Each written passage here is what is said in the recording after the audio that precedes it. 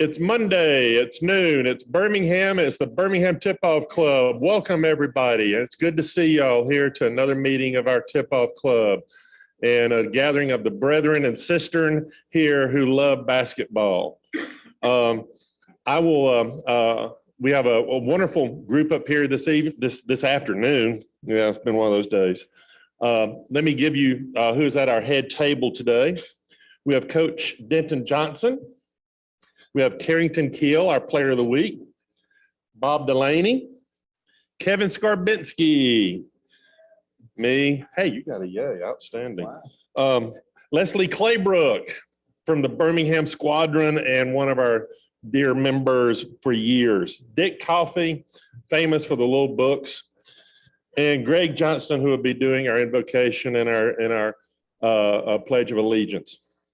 I do want us to have a moment of silence, if you will, for young man CJ Glover, basketball player at Birmingham Southern. His dad is a member of the club. CJ passed away very unexpectedly. When was it, about a week ago, 2 weeks ago? And so we wanted to have just a moment of silence in honor of CJ and his untimely passing. His brother also plays at Birmingham Southern. So it's a very trying time for one of our fellow members and their family in the basketball world here, and of course, Birmingham Southern. So if you'll join me in a moment of silence.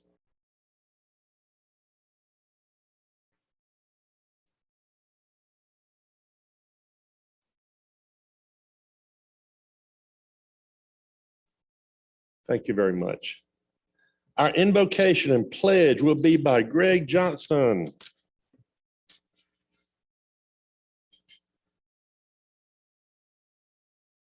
Well, join me in prayer.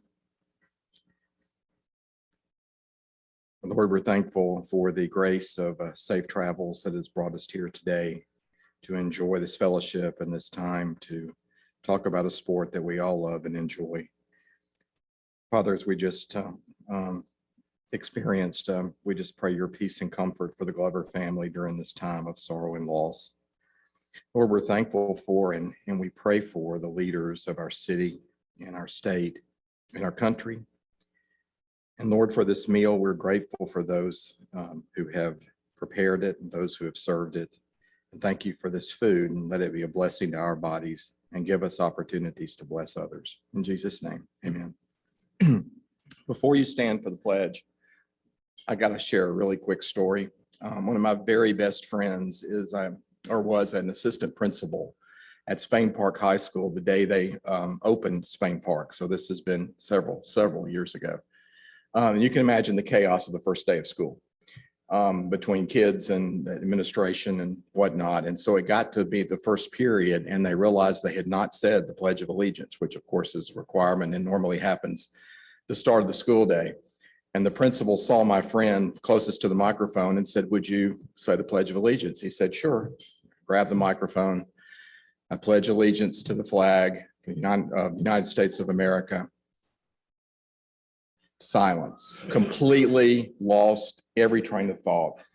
And finally opened his mouth, and the only thing that came out was, "In Jesus' name, amen." So it wasn't within 10 minutes that they had it typed out on a card and put up by the microphone so that wouldn't happen again. So in honor of my friend, I have a card. So if y'all will stand, and I will say the pledge. I pledge allegiance to the flag of the United States of America and to the republic for which it stands, one nation, under God, indivisible, with liberty and justice for all. And now I get to introduce our great friend, our MC, one of the great proponents of basketball in this state, who had a really great article this past weekend. If you haven't had a chance to read it, go there and read it. It's talking about how Alabama has become a basketball state, or we are a basketball state and have been in many ways. So I give you our wonderful friend, Kevin Skarbinski.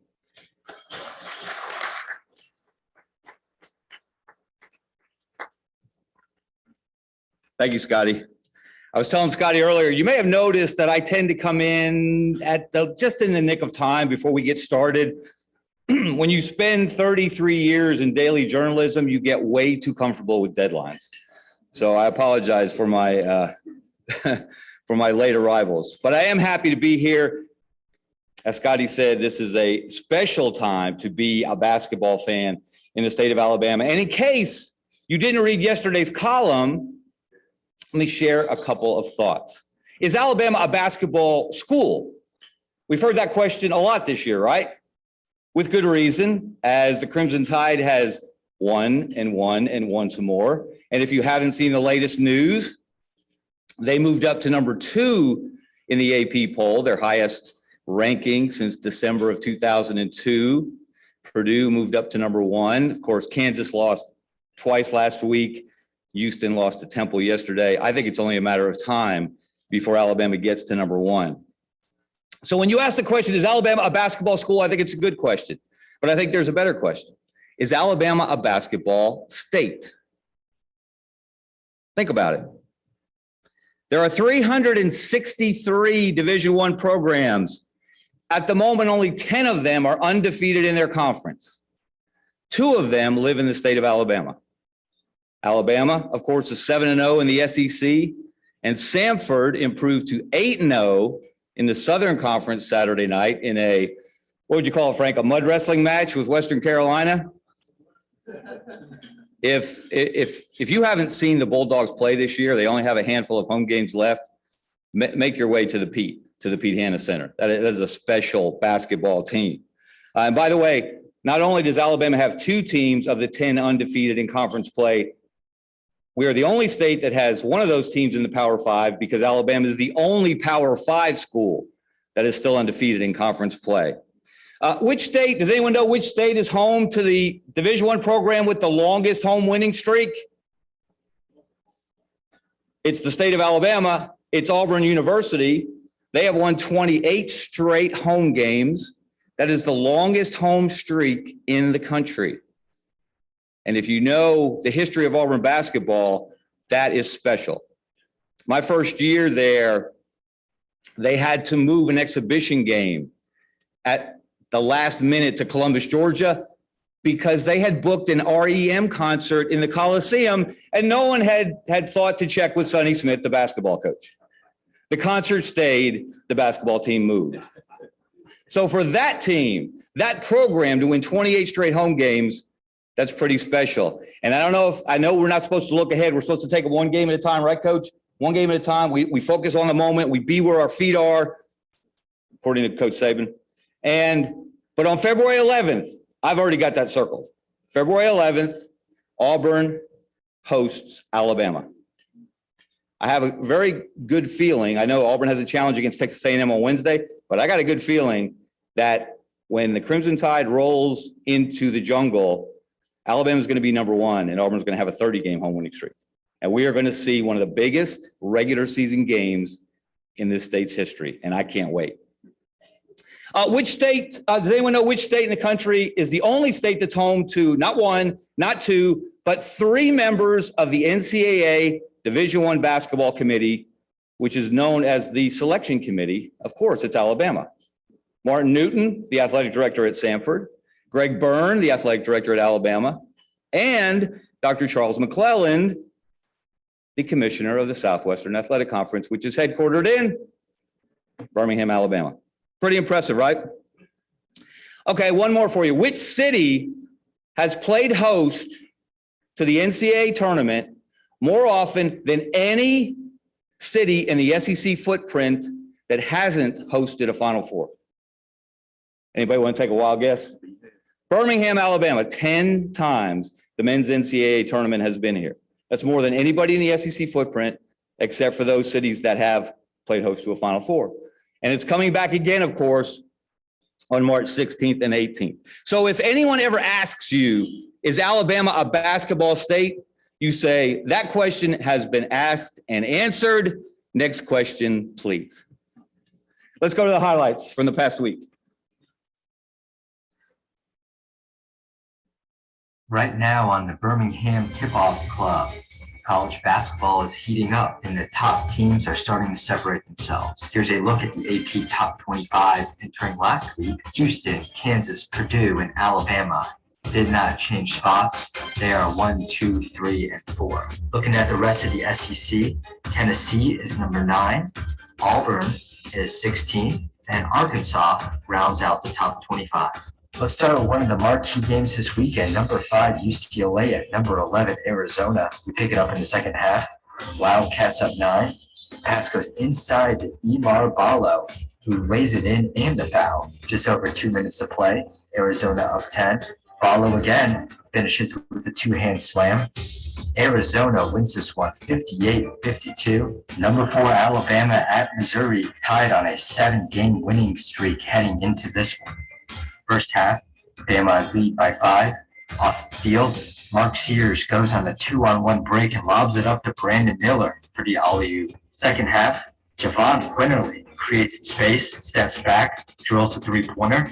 Alabama up by 21. They cruise 85-64. They're 17-2. We head to Columbia, South Carolina. The Gamecocks hosting 17th ranked Auburn. First half, Auburn leads by 7. Off the lob, Dylan Cardwell throws down the alley-oop. Tigers lead by 9.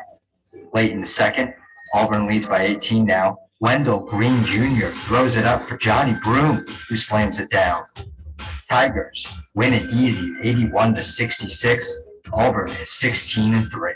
UAB at Bartow Arena against North Texas. The Blazers struggling of late, losing 4 of their last 5. Second half, UAB trying to make a comeback down 12. Ephraim Johnson with the steal. Finds Eric Gaines for the bucket. Blazers claw within 10, but they couldn't get back in this one, falling 63-52 to the Mean Green. Final game for you, but certainly a big one. Samford hosting Western Carolina. Let's start in the second half. Bulldogs up 10. Jermaine Marshall wide open. He drills the 3. A few minutes later, AJ State McCray in the lane. Layup is good. Samford up 16. They win by 9, 74-65.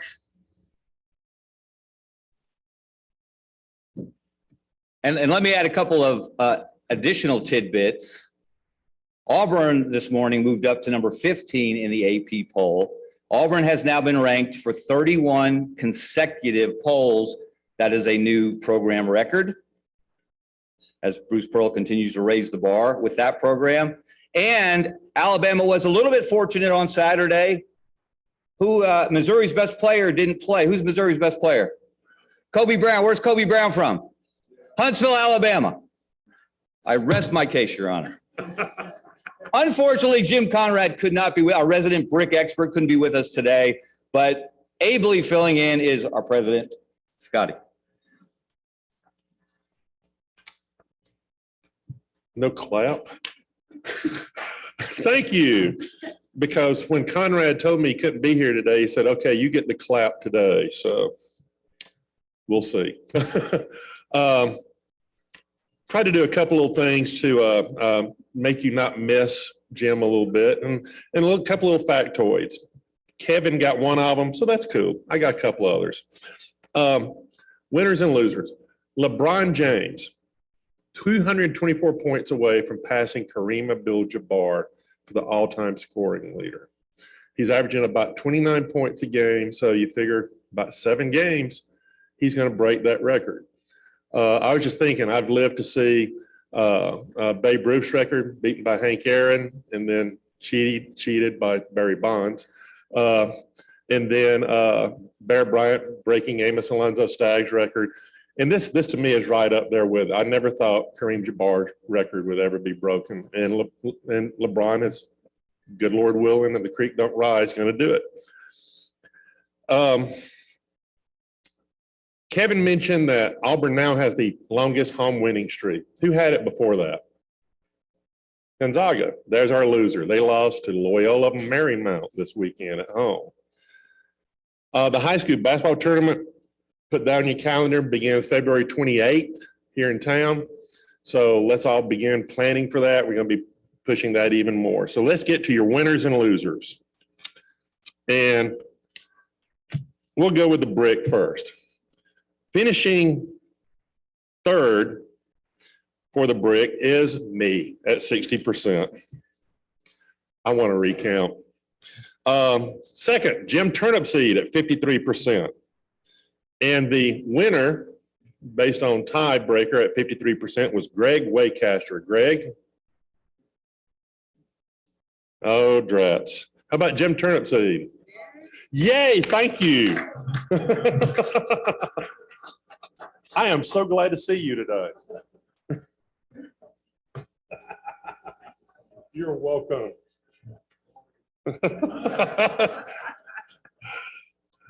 Now, our basketball. Mr. Lane, when you finish, we've got a Sharpie up here, and the winner comes up and you sign them, and they put it in a place of honor in their office, their bedroom, or wherever. Our winners are finishing third, bronze medalist, with 73%, Hubert Morrison. We had some good picking. 86% was second place, Margaret Watson. And with tiebreaker, the goal winner is Greg Johnston.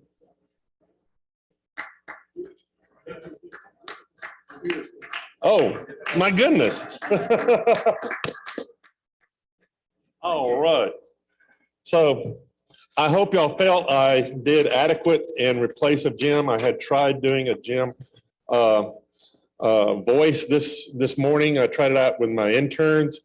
They didn't know who he was, but they said it was good. That wasn't good enough for me. So no imitation for Jim Conrad. Thank you much. And now to keep the ball rolling, let's meet our player of the week and his coach. They'll be introduced by Mr. Dick Coffey. Thank you, Kevin. Our player of the week this week is Carrington Keel from Ramsey. But before we get to Carrington, we want to meet his coach, who's just to the right. This is Coach Denton Johnson, who is in his 7th year at Ramsey. He's quite a program there. He's averaging 22 wins a year by my count. He's made it to the final four of his 6 seasons and been in the championship game the last 2 and was like 1 point short, I believe, last year. So great program at Ramsey, and they're well on their way to getting back because they're #1 this year in 5A.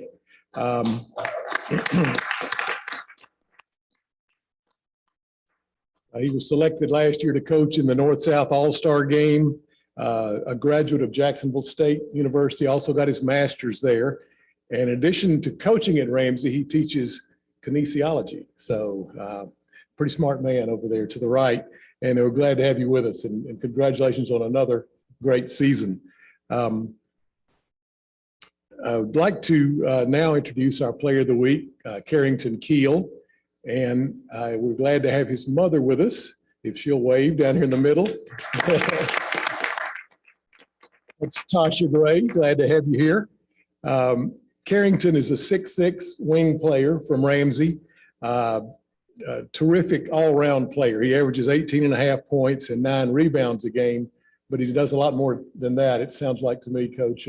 Just well-rounded and a leader as well. He was on the 5A All-State team last year.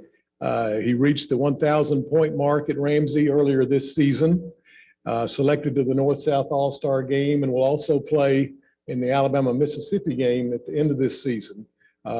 So an accomplished player, but also a sparkling GPA of 3.88. And I know Mom.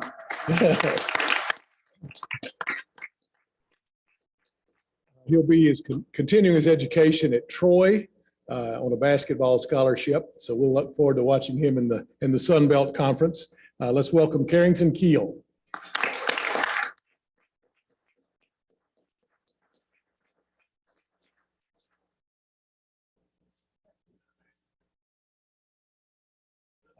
Hey, how everybody doing? First off, I'd just like to thank the man above, because I know that without him, there will be none of me. So I'd like to thank him for allowing me to go display my talents at a high level. Secondly, I'd like to thank my parents for always being there, loving on me, tough love, allowing me to, go out there and putting their all into me. After that, I'd definitely like to thank my coaches, all of them, from assistant coach all the way down to JV coaches, just always, allow me to get in the gym with them. Even on Saturdays, 9 o'clock in the morning, coach might not want to get up. I say, hey, coach, let's get in the gym. He the first one there to open the door for me. So I always appreciate that. After that, I'd like to thank my teammates for always pushing me, because basketball is a team sport. I can't do anything on that court without those guys. And then lastly, I just like to thank all of my family members that always, for the support, being there for me, always give me the pat on my back, keep me level-headed on my highs and lift me up on my lows. So I just like to thank everybody. And of course, I'd like to thank the committee up here for allowing me to get this award. So thank y'all.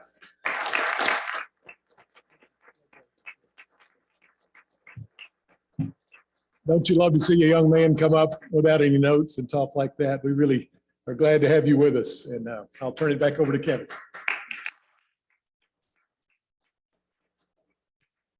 And because of the longtime profession of our speaker today, we will not mention what happened at the Final Four last year, right, guys? We'll keep that in the rearview mirror. But I know you guys have used. I know you guys have used that as fuel for your fire. So good luck for you guys the rest of the season. I know you guys are very hungry. And now we're very privileged to be joined by a longtime friend of basketball in this city, in this state. She is the general manager of our Birmingham squadron, Leslie Claybrook.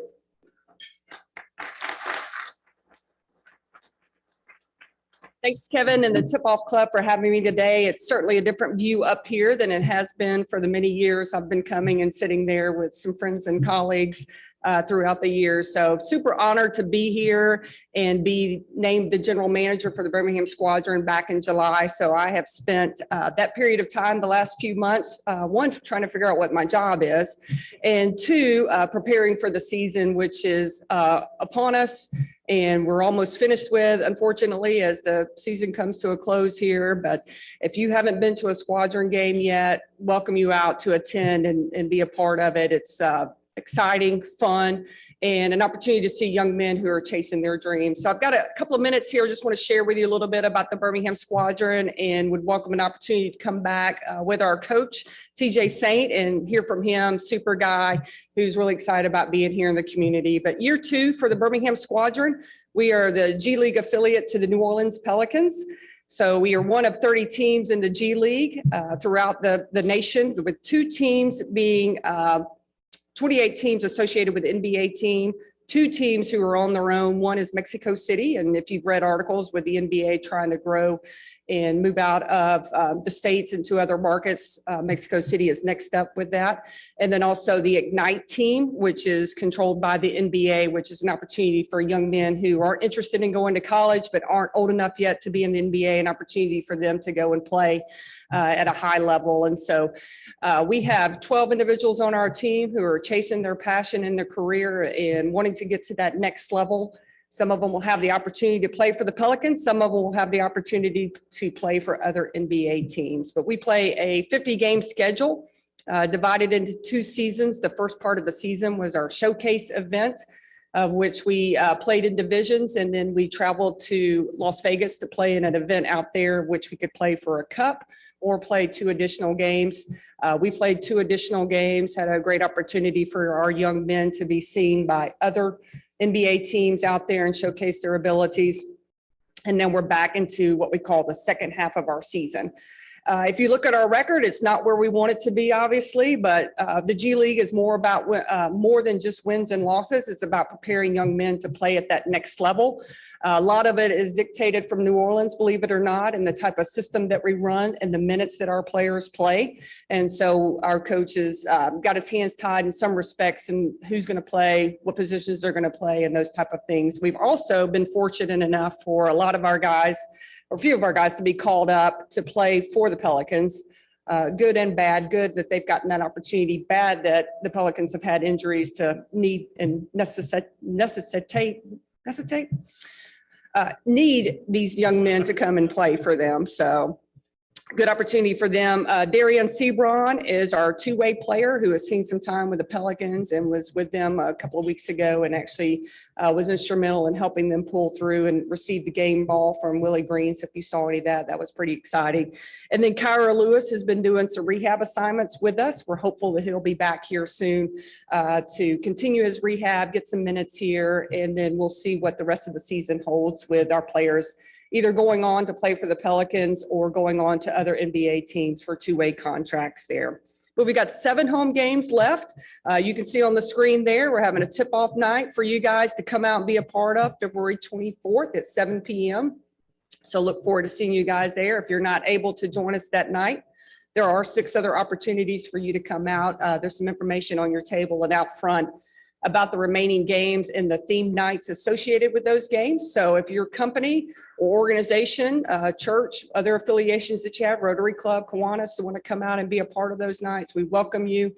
Lots of group rates, lots of activities to engage either courtside in suites or just mid-court in the stands. So we would welcome you guys to come out. But super excited for the squadron and what we're growing here. It is a marathon and not a sprint. Again, we're only in year 2, so we've got a lot of work to do. And part of that, Kevin, as you know, is getting out and about, being visible and getting the local media to buy into what we're doing. And so if you could help us with that, particularly these guys who talk about that funny shaped ball all the time. During basketball season, that would be great. I've tweeted at some of them to try to get us on there and again, continue to grow what we're doing here. And just to continue on the theme that Alabama is a basketball state, Birmingham is ranked in the top 10 of all NBA markets for viewership. So we are leading New York, Dallas, Philadelphia, as one of the top 10 markets in all of the NBA. So we are tuned in, we're watching, and we are a basketball community here in Birmingham. So come out and support the squadron. We'll see you February 24th, if not before. Thank you.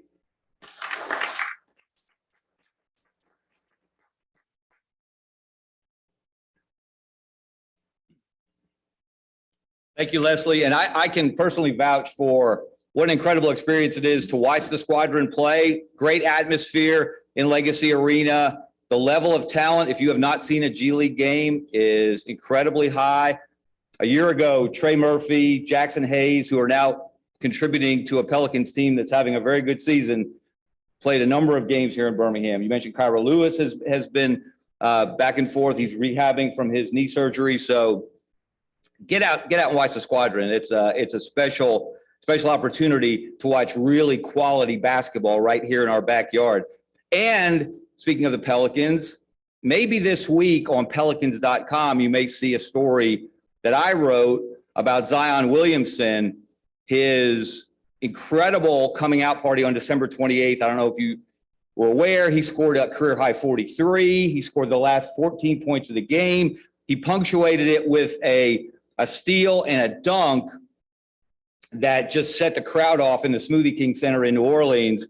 And it just happened to be on the year they were honoring the 20th anniversary of the NBA returning to New Orleans. So we are part of this now. We are part of the Pelicans family. So they are having a great season. The squadron offers us great opportunity to see quality basketball. So get out and watch them play. You'll enjoy it. Now let's talk about pressure. If you watch basketball, if you've played basketball, if you've coached basketball, even at the 10 and under level or 12 and under and 4, like I have in the past, you think you've seen pressure. How about being an NBA referee for 25 years, officiating more than 1,500 games, 210 playoff games, 9 NBA finals, having Michael Jordan and Kobe Bryant get in your face? You think that's pressure? Please. Try working as a New Jersey state trooper, going undercover and infiltrating the mafia. That sounds like pressure, doesn't it? How about officiating a basketball game between United States soldiers in Kuwait, where every fan in the gym is armed? Now, if that's not pressure, I don't know what is. Our speaker today has done all of that and so much more. After his long and distinguished career as an NBA official, he served the league as Vice President of Referee Operations and Director of Officials. NBA Commissioner Adam Silver said he set a standard of excellence for NBA referees. Bill Walton, in one of his more lucid moments, said he represents the best of the human spirit. At the moment, he still works with the NBA. He's an NBA Cares ambassador. He is a special advisor for officiating to the Southeastern Conference, and he is a leading expert, bringing this introduction full circle on post-traumatic stress awareness and support. We are so fortunate to be joined today. Please welcome Bob Delaney.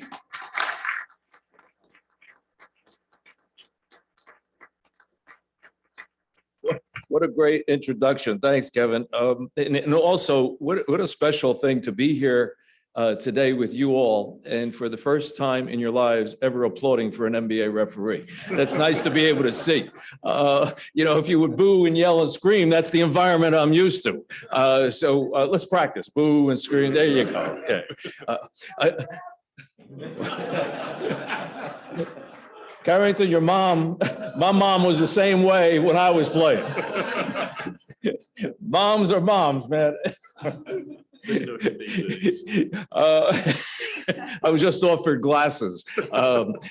Good to be with you. And as you see this slide presentation as we start, those three photographs kind of give you an understanding of what Kevin was speaking about. So I do a lot of speaking gigs. I'm around the world with the opportunity to present. And the one that you see all the way to the left side, that's me in Iraq, walking with the Peshmerga troops. You can see over my shoulder a very tall gentleman who was the general, 1-star at the time, Bob Brown, retired a 4-star as the commander of the Pacific, played at Army for Coach K. And K said he was one of 2 players who played at Army who could have played for him at Duke. And Bob was just an amazing, great American. I wasn't good in school. I wish I had tests like Kevin gave where the same answer showed up every question he asked. We were talking about Alabama. I may have been able to pass those kind of tests, but I wasn't good in school. X plus Y equals Z kind of thing never equated in my head. But this formula, I think, works. And it's experiences plus intellectual readiness plus reflection equals development. And it's not showing up on the screen. Are you able to help me up in the booth? Is it up there? Experiences plus intellectual readiness plus reflection equals development. And experiences what? You have them, I have them. We share each other's experience with. We learn from each other.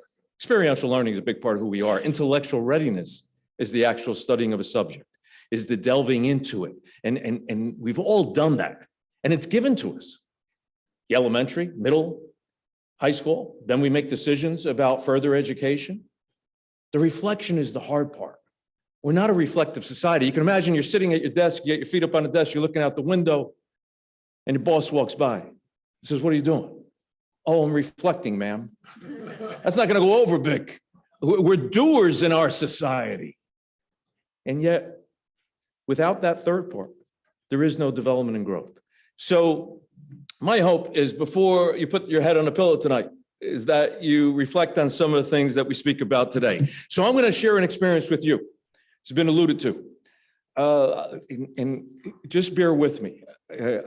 I know I talk funny. I'm from New Jersey. If I say yous guys, it means y'all. See how good I learned how to say y'all? This experience, in 1973, I followed in my father's footsteps and joined the New Jersey State Police. And that outfit is steeped in deep military tradition. It was founded by Colonel H. Norman Schwarzkopf, the father of the famed General H. Norman Schwarzkopf of the Gulf Wars. I went through that resident training, 23 weeks, and we were like the local cops for towns that didn't have their own police department, as well as doing the miles and smiles on the highway with the accidents and tickets. And I went to Flemington, then Newton, then I was in Somerville. I walked into Somerville Station, and we worked 2 days on and 2 days off. A heck of a gig. And it was a note on my little cubby hole. You know, they try to make you feel good in a squad room, like you have your own office. This little cubby hole had a note to call Lieutenant Jack Liddy, Division Headquarters, Criminal Investigation Section, Organized Crime Bureau. Folks, this guy had more titles next to his name than I ever saw, and it wasn't common for a general road duty trooper to get a call from Division Headquarters. As well, I grew up Irish Catholic. That means I wake up guilty in the morning. I thought I did something wrong. I thought I had a problem on my hands. The other trooper said, relax, kid, give the guy a call. I did. We had a meeting. He asked me if I was interested in doing undercover work. I said, yes. And I said, what is it, Lieutenant? Drugs, narcotics? He said, you keep asking questions, you're going to be out of running. Over the next 3 weeks, I learned that the president's organized crime force out of Washington, D.C., the FBI and New Jersey State Police were joining forces, and we were going to start our own trucking company on the waterfront in New Jersey. I became one of those guys. It was myself, another state trooper, 3 FBI agents, and we ran a trucking. I'm not here to talk to you about the trucking company or the undercover work or the infiltrating and becoming a person, another person for 3 years of my life. But I have to share that to help you understand how and where I got to today. That's the trucking company, and that's me as the president of the trucking company. But what happened was, as I started to understand more about the post-trauma that I was experiencing. See, post-traumatic stress has been around forever. Sophocles wrote 2 plays about it, about the warrior not knowing how to act after coming home from battle. After war, the Civil War, we referred to it as soldier's heart. After World War I, we called it shell shock. World War II, battle fatigue. And then it was flashbacks after the Korean and Vietnam Wars. And yet, while we refer to it as a military condition, it is a human condition. It happens after an automobile accident. And so I wanted to understand more about what I was experiencing. There were anger levels inside of me that I didn't understand why I was angry. I was paranoid. People were telling me I was a hero or a heroic guy or I was a brave guy because I infiltrated the mob, and they were giving me awards. I testified before Congress. I testified before the United States Senate, and that was being paraded around the country. But they didn't see me at 2 o'clock in the morning walking around my house with pushing shower curtains back with my gun out because I was afraid they were coming to get me. And so I wanted to share more and more what I was feeling. And as I did, I was reinforced that what I was doing is giving others permission to share their story with me. And it was a peer-to-peer conversation that was taking place. A guy by the name of Louis Free, who became the 15th director of the FBI, was a street agent. And Louis introduced me to a guy by the name of Joe Pistone. Joe Pistone, you may know as the name Donnie Brasco. Joe was an FBI agent who went undercover as well from New Jersey, from the same hometown as me, but 10 years older. And he and I are good friends to this day. I was talking to him the other day. I said, Joe, we're 2 old dudes now, right? I mean, the only place we can go undercover is at the senior citizen home and figure out who's stealing the yogurt. But we still have each other to speak with. But what was calling me was the game of basketball. What I was going through, the only place that made sense for me was to get back on a basketball court because I played at the high school and the college level. And it gave me an inner peace. And I say to folks, when you're going through tough times, find what gives you an inner peace. The game of basketball gave me my life back. I couldn't play anymore, so I started refereeing. 5th and 6th, 7th and 8th, and moved my way up while I was still still a member of the state police. I was refereeing ball, and then I started moving into working summer pro leagues at the Jersey Shore Summer Pro League, the Rucker up in New York, City College, New York. And out of the stands came a guy by the name of Darryl Garrison. And Darryl was the supervisor of officials for the NBA, and he asked if I was interested in the NBA. And just like Leslie's with the G League now, I was with the Continental Basketball Association, which was the forerunner to the D League, now the G League. And that feeling of what took place there, I never intended to get into the NBA. That opportunity came as a result of finding inner peace for something that I was going through. And so the inner peace came when Michael was yelling at me and Shaquille being ejected from games. And I will also share with you that this conversation, I don't remember Kobe in the blue uniform, what took place, but I do remember what took place when he was wearing his Sunday whites. It was a game in LA. When they wear their Sunday whites, it's usually an afternoon game. TV, ABC, throw the ball up, first play to the hoop. Kobe fouls a player. I forget which player, forget what the other team was. But I know he fouled. And if we all remember, Kobe had a scowl about him at times that he would give to referees, give to Phil Jackson, give to his teammates, to Shaq. He had that look. And as I turn and give the signal, he now is walking to me with that scowl.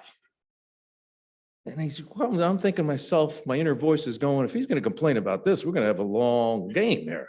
It was an obvious hit.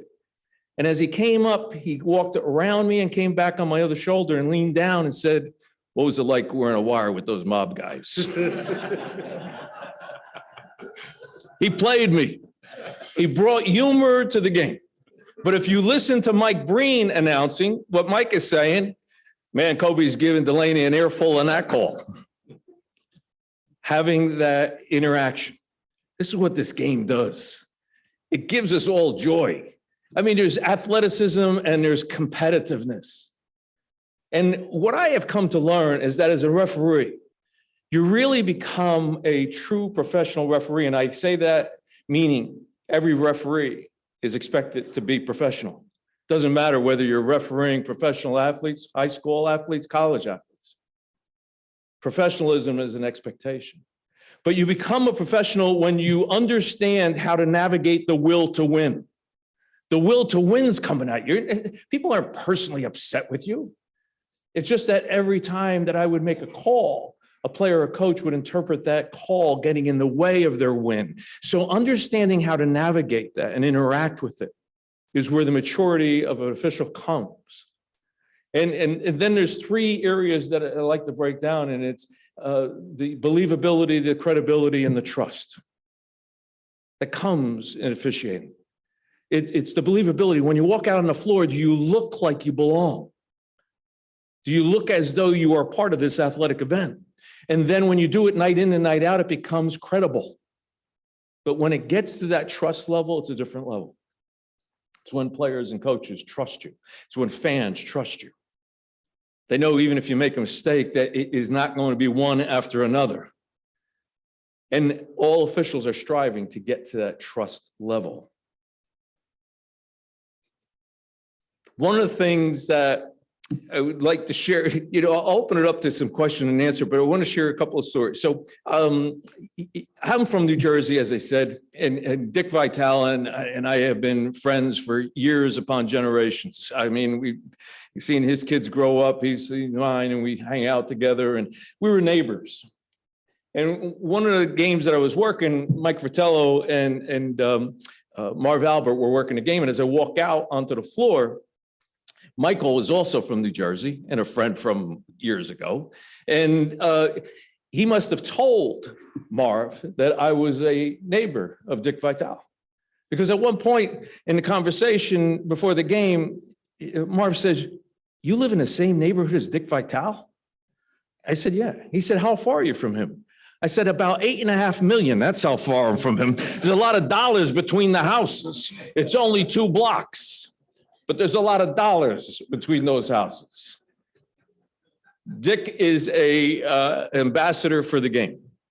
And I have a title of NBA Cares Ambassador. And being able to go around and spend time with folks talking about this great game that we all are so enamored by, that we see every day, tremendous athleticism that takes place, and the poetry and motion that takes place.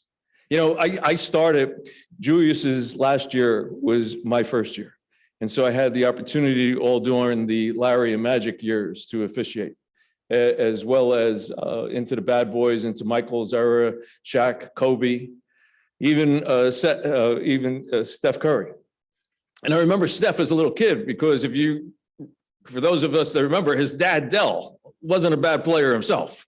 He couldn't score like Steph can off the dribble. But if he came off a screen when he was at Charlotte, he was draining that thing. And we were always, like, as referees, very thankful that the two Curry young lads at halftime would have to go home, because they would be sitting on the end of the bench during NBA games, dribbling the ball or thinking it was just like a pickup game out there. And they'd show up every once in a while during timeouts and come out and play. And we're like, you gotta get these kids off to play. And at least at halftime, we knew they were heading home with their mom. And we didn't have to deal with that extra. But this game has opened so many doors, and the opportunity to be with you all and spend some time. So the question and answer period, you're more than welcome to ask any questions of an NBA referee that why we didn't call walks on Michael Jordan, or why don't we do this, or why don't we do that, or call walks in the NBA. Open it up. First question, sir. Who is the greatest leader that you observed? The greatest leader that I've ever observed during the NBA year. There's so many of them. I think Michael Jordan's name will show up in everything that you speak of as a player, but as a leader. If he wanted, when he was winning by 20, he wanted to win by 40, and he figured out ways to get his teammates to come along with it. And he created an environment on that team, and you saw it. But you also saw great leadership, David Robinson, in a quieter way, not vocal, but by leading by example. Grant Hill, Shane Battier. I mean, the list goes on and on about the leadership that was there. Chuck Daly was a tremendous leader. Chuck was very helpful. In my rookie year, I ran into Chuck down at the Jersey Shore. And I was still like a little bit hesitant. I mean, we're in a bar area waiting for dinner. He acknowledges me. I'm with my wife. He's with his. And we started having a conversation. And he said to me, in watching you this year, I think you're going to be a good referee in the NBA. He said, but I think you have to learn how that you don't pick up every piece of paper on the court. You think you got to get every call. He said, you have to remember that some things with NBA players, they can play through things. And he said, also, you have to learn how not to hear things. He says, you kind of react to everything. He says, for me as a coach, I had to learn not to hear my players. They're coming out of the game, they're not happy. When you make a call, they're not going to be happy. So don't expect, and if you're responding, he says, you have to get to the point. He said, I would not turn, because if I turn and react, see and acknowledge that I heard what was said, I have to respond to it. Statements need not be responded to. Questions need to be answered, were the words that Chuck gave me. And I used them during the course of my career, and it helped me a great deal. Yes, sir. Top complainers, depended on the night and depended on what they were going through, but Danny Ainge was pretty consistent. Danny was like this little yappy dog off to the side that was going a 20-point game up in Boston one night, and they're beating the Knicks by 20, and Mark Jackson and he are guarding each other, and Danny's complaining about a call with about 30 seconds to go. And he wanted to be on the free throw line. I said, Danny, I wish you could have hit a curveball. I would have never met you. Because I remember he played for the Toronto Blue Jays for a little bit. Sir. A lot of friends here, fans. Herb Jones played for the Pelicans. Mm-hmm. And because he's a great defensive player, who were some of the best defensive players in your firm there? Yeah, Dennis Rodman. I mean, he was always an interesting guy and a heck of a defender. But Michael Jordan was, again, that name keeps showing up no matter what you speak. If you go about going to the hoop, you can talk about shooting, you can talk about any kind of thing, and Michael's name is going to show up. Kareem, it was a heck of a defender. You had players, and the game has changed so much, right? So my era was post game. And then it was a movement into the spread game that it is today. And that didn't happen overnight. There was a movement that was taking place. So when you had like Kevin McHale in the post and that back down play, and Charles Barkley would do the same thing, to the point that we had to get a 5-second count because they would do like almost 20 seconds of that, just backing down and backing down. It was so difficult to figure out who was the aggressor and who was the defender. Where was the contact coming from? Was it coming from the offense or the defense? And so we opted just not to blow and allow us, because in the era that my bulk of my career, there was a lot more physical play than it is today. The movement had to take place for a variety of reasons. We've become more educated in our society as to what head injuries and the banging. But if you think back, if you remember the classic with McHale and Rambis, neither one of those players were ejected. Just think about that. And today, they may be indicted. Sir.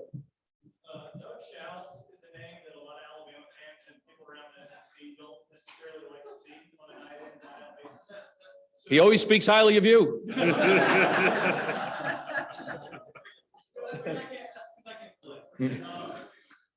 how, like as an SEC advisor, talk about that role a little bit, and then also certain names, Ted Valentine, different people like that, how they kind of play in, maybe they do, maybe they don't, to their reputation. So I started under David Stern, worked for David, worked for Adam Silver, and now I work for Greg Sankey. So I've had a good run, 3 amazing commissioners, great leaders. And Greg had contacted me and we had conversation, and the conversation was about officiating. How do we continue to develop and hold accountable officials? So my position with the SEC started out with being an advisor to all the coordinators of officials in all the sports. And so they have a sounding board to speak with. To Greg's credit, he said, I don't know officiating other than as a fan or as an administrator.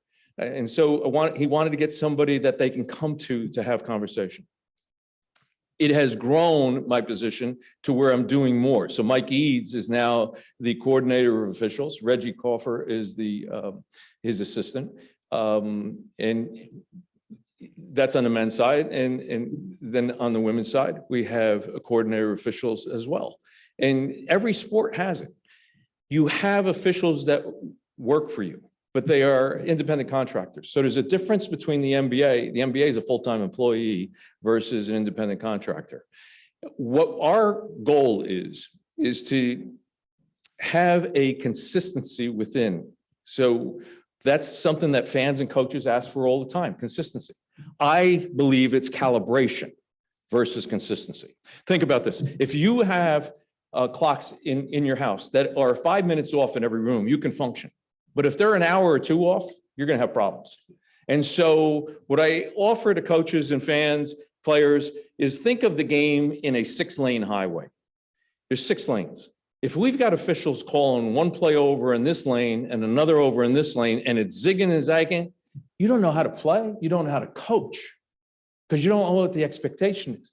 But if we can narrow it down to 2.5 lanes so that there's a consistency of calibration within the official's mindset of where and what causes for illegal contact, that is going to allow everyone to be able to function better within that game. Having those referees and teaching them and developing them is our responsibility. You are always going to have in any profession someone who is more recognizable. It's just the nature of the beast, right? Joey Crawford in the NBA was a name that folks knew. You're seeing less of that in today's NBA. Of names that are being talked about individually and more of officials as a group. I never subscribe to the idea when people say that the best officials are the ones you didn't even know were out there, don't even know their names. And I said, that doesn't make any sense. How are you going to call them to get them back? Officiating is a combination of science and art. And when we come to that understanding and do better at it, I think that we grow as officials as well. There is no perfection in officiating. We strive for excellence. And unfortunately, I think replay has moved the bar in our society. We expect that perfection to take place. Now, we just offer to you as well. We're sitting watching 80-inch screens at home. The referee has this little screen off to the side and a monitor that they're trying. The SEC is the only place that has a replay center that is comparable to what the NBA and NFL have. for their sports. So kudos to Greg there as well. Sir. How many NBA referees are there? And what do you do when you know you missed the call? How do you get past that yourself? Yeah, so when I broke in, there were 32 of us as referees. It was two-person game, and now we're up to the three-person game. It grew, I think it's up around 60, some 70 that are full-time officials. And then in the G League, they're going to have probably another 30 to 40, if not more. So the program is an ongoing. There's varying levels of programs for training of officials. It's a department within the NBA. So it's a pretty large operation. And when you know you missed the call, I have found the best thing is to just let a coach know or a player. More often than not, just say, I kicked it. And more often than not, you're going to get a pat on your rear end and say, move on. It's when you bow your neck and you try to convince them that it's a correct call when it's not. Tell referees, you got doctorates in the game of basketball along the sidelines. You have to know when a coach is working you, so to speak, or helping you and giving you information. There were times that Pat Riley said stuff in my ear. Pat wasn't a big complainer. When he was saying something, he was seeing something. And so take in whatever information you can get to help you do this job. So hopefully it answered, but I will tell you that I've had nights where I would say to the crew, you know, when we're leaving, there's no place, you're walking out of the locker room, right? And you're walking out of the locker room, you say, where else could you go to work where you have potential international news on your hands? And we can survive being on ESPN, but if we end up on CNN, we know we have a problem. Yes, sir. You obviously probably correct. I had some.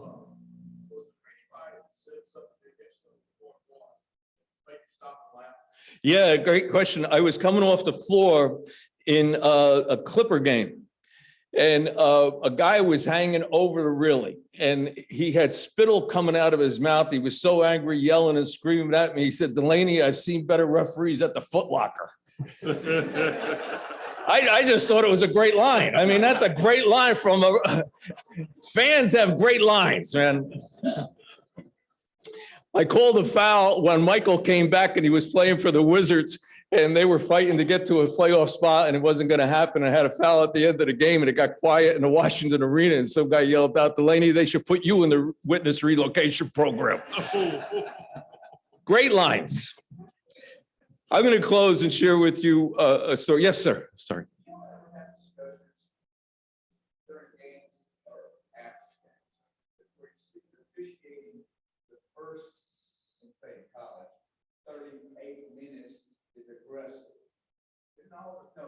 You're playing defense accordingly, and also in the last minute and a half, 2 minutes of the game, the official decided to take the game over where a touchdown here, touchdown.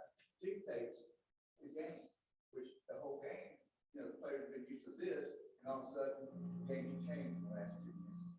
Don't ever see that, or do you ever see that? Every game is evaluated and at the SEC level.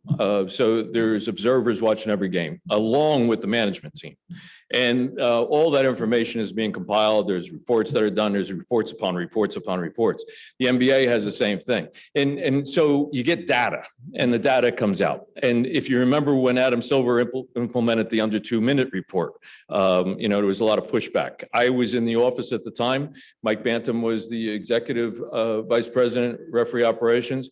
And we decided that to maintain a level of consistency, that I would do all of those under 2 minute reports during that first year.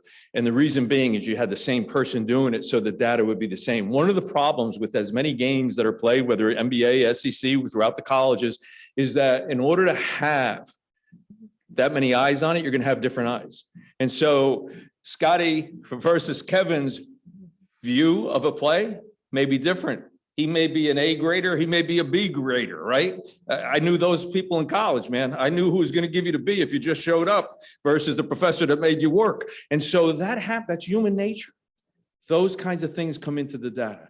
And what they're telling us across the board is that when referees blow their whistle, they're somewhere around 92 to 93% correct consistently. And what I would offer to referees, when I was in the league, and the same thing here at the college level, we have to reinforce what we're doing positive. The human nature is to go pursue that 8%. I'm going to go find the one that I got wrong, and I'm going to see how I can correct it. I prefer you go and see the 92% you got right, so that we can underline and get it right night in and night out, and then chip away at that other percentage. That's going to help us become better. We're never going to be perfect.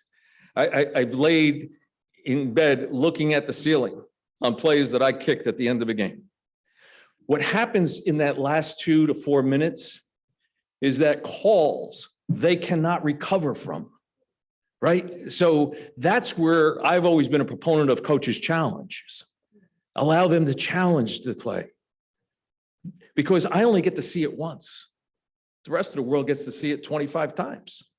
Why are we making that be in our society today, where we can have the capabilities to go back and see it? We've got to give officials that opportunity to do that, in my opinion. So I'm going to close with this story. For those of you who, when you're at a tip-off club, you don't have to explain who the tall gentleman is. At times when I'm closing out and use this story, I have to explain who David Robinson is. Well, on the Veterans Day Eve of 2013, David is an NBA Cares ambassador as well. And he and I were invited to meet with a Navy SEAL team that had just come back from deployment. We had dinner with them and their families in Williamsburg, Virginia. And after that meeting, we were taken to Washington, D.C., where we would be on Veterans Day at the Tomb of the Unknown for the wreath laying. And David was with his family. My wife was with me, Billy. We were front and center for that emotional experience of seeing President Obama lay the wreath in Veterans Day 2013. And then we went to the rotunda area, the amphitheater behind, and we heard the president's remarks. And for those of you who may remember, he introduced the world to Mr. Richard Overton. And Richard, at the time, was one of the oldest living World War II veterans at 106 years of age. And David and I got eye contact without saying a word to each other. We knew we wanted to meet this great American. And so as soon as the president's remarks were completed, we went and moved as fast as we had since we were on the NBA floors to get over to be first in line. And we did. And as David was spending time and I was taking photographs, it struck me that had I lived during the time that Mr. Overton served, he fought at the battle at Iwo Jima, at Guadalcanal. He and I would have drank from different water fountains. He and I would have used different restrooms. Yet he fought for me. He fought for me and my family, fought for you and your family. I was overwhelmed with the emotion of gratitude. And when it was my turn to spend time with Mr. Overton, I expressed that. And probably went a little too much, because at one point, he grabbed my hand a little tighter. He pulled me closer. And with a wink of his eye, he said, I can still do more. Mr. Overton passed at 112 years, 230 days.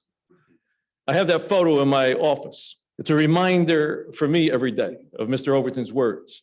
I can do more to be a better person. I can do more to be a better husband, a father, grandfather. We can all do more. We can all do more to make this world a better place. But we can all do more to take care of ourselves as well. This work that I do in the area of resiliency and self-care, I underline to folks that self-care does not mean selfish.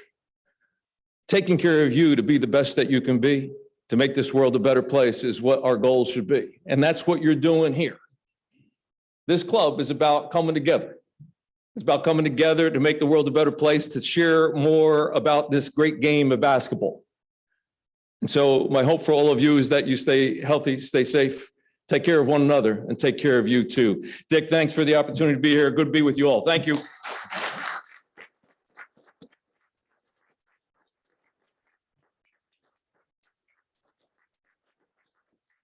That was outstanding. I really enjoyed that. As y'all go through the week, you're watching your favorite team play and a referee makes a bad call, And I know that's probably gonna happen to me this week with my beloved Blazers, or I will think it's a bad call. And you want to say something about the referee, think about Mr. Delaney, and then realize ain't none of those guys, Mr. Delaney out there, so go ahead and do it. We have on February 24th, Squadron Night.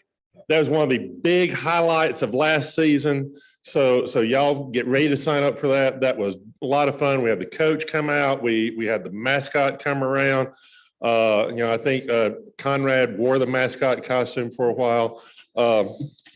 So make sure you do that. And then next week, we have my beloved Blazers coach, Andy Kennedy, will be with us at lunch on noon. And I hope we have a better week because I want him in a good mood, hopefully. So I appreciate y'all. Glad to see y'all. Oh. Yes. He earned his keep. Thursday is the volunteer meeting at Night Edie for the NCAA volunteer group. We're hosting the tournament for the round of 32 and the round of 64 and 32. So, and that's going to be at Night Edie, 4 o'clock. So if you want to be a part of that volunteering, they're looking for team hosts, they're looking for folks for the dressing room, folks for the media room. So all these things like we've done every year for the high school basketball tournament. So if you're interested in that, able to do that, go on out, and they need folks to help. And that is, I think, enough for the day and brings us to the end. And I declare us adjourned. Thank y'all for coming.